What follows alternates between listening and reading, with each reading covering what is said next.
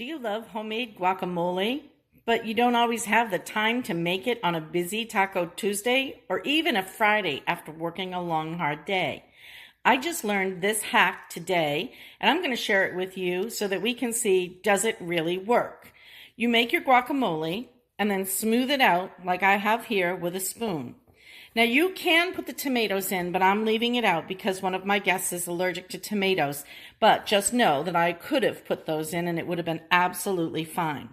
What you do is you take a cup of warm water and you put, or lukewarm water, I should say, room temp water, and pour it over the top and then place it in the refrigerator. Make sure that you've gotten all the air bubbles out from your guacamole and that you've smoothed it over nicely. And then what should happen is the water will sit directly on the top of the avocados. They don't absorb it in.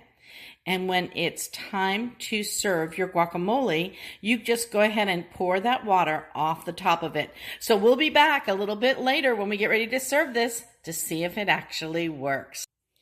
All right, let's go ahead and pour the water onto the top slowly. And we don't need a lot of it, just enough to cover it.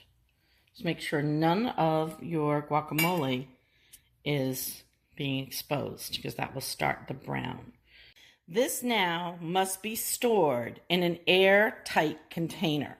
So I'm going to use this lid and get it on there and make sure I have pulled all the air I can out of this. All right, so I think we're good. We're going to go ahead and pop this in the fridge for later. We'll be back. Thanks for watching. So we took the guacamole out of the refrigerator and here it is with all the water on the top. I'm going to go ahead and dump it and then we'll show you what that looks like. And here it is. We have guacamole that did not turn brown. Look at this. Amazing. It works. All right. Thanks for watching.